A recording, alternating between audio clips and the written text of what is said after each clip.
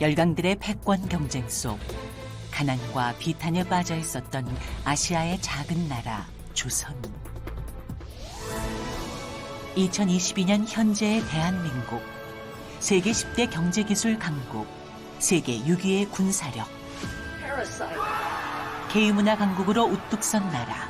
지금의 영광은 어디에서부터 시작됐을까요? 1882년은 사실은 조선이 새로운 세상으로 간 날이라고 하는 거예요. 그전에는 동양사회에 살았지만은 이제는 세계라고 하는 보다 큰 문명으로 들어가게 되는 거예요. 대한민국 기독교의 기원 한미수교 140주년. 민족보고마의 발판이 된 역사들을 되짚어보고 한미교계가 연합하여 한반도의 평화와 세계 보고마를 이뤄나가는 노력들이 다각도로 모색되고 있습니다. 지금부터 그 긴 여정을 함께 되돌아보고자 합니다. 지난 3월 18일 한미수교 140주년 기념사업회 준비를 위한 6차 대표단 회의가 열렸습니다.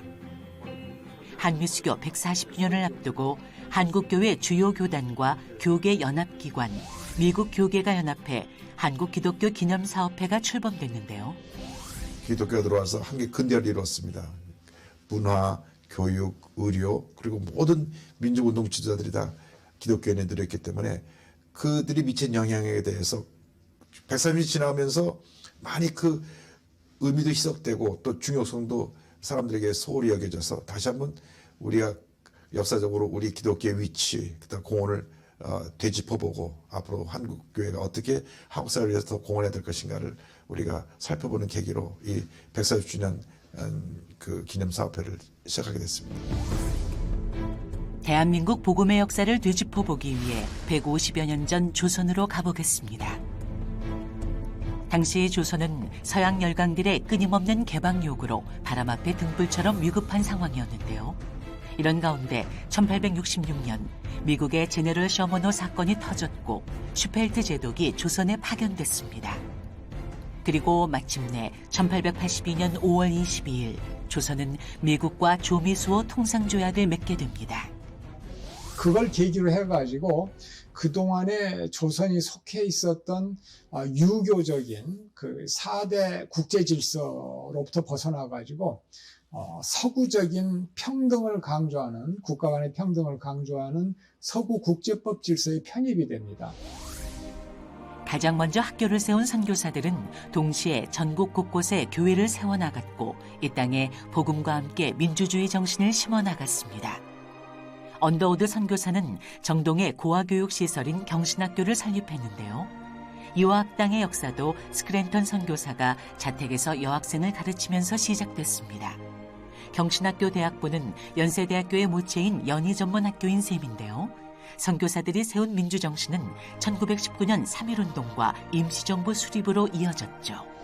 저희 교회만 해도 3.1운동 전후 정말 나라와 민족을 위해서 기도하는 그 기도가 컸다고 생각이 되고 지금 이제 저희 교회가 매주 화요일 날 구국기도를 하고 있습니다.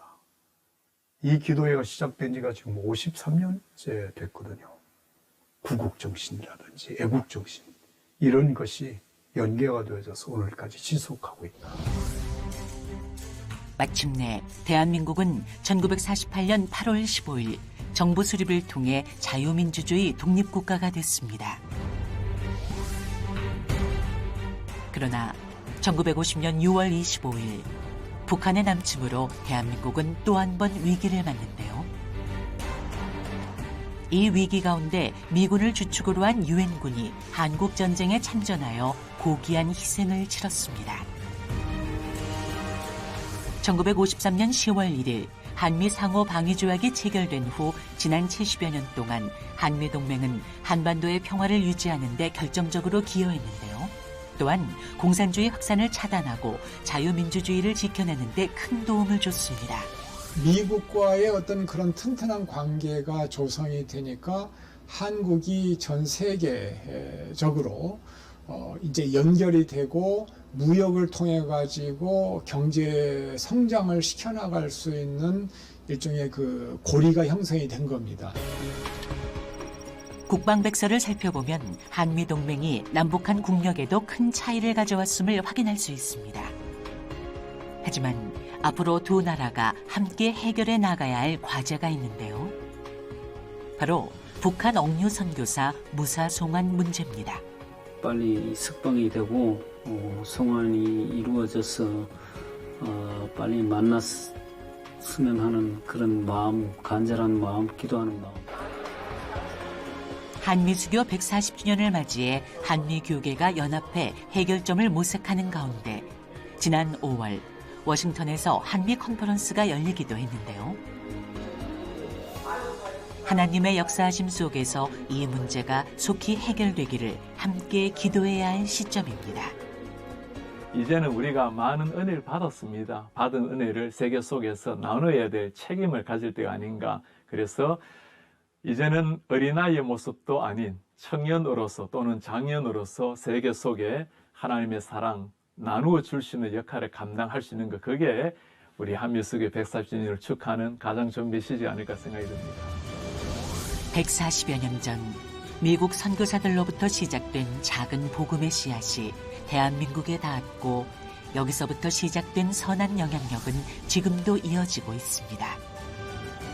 한미수교 140주년, 많은 그리스도인들이 그 의미를 잊지 않고 기억해야 할 것입니다.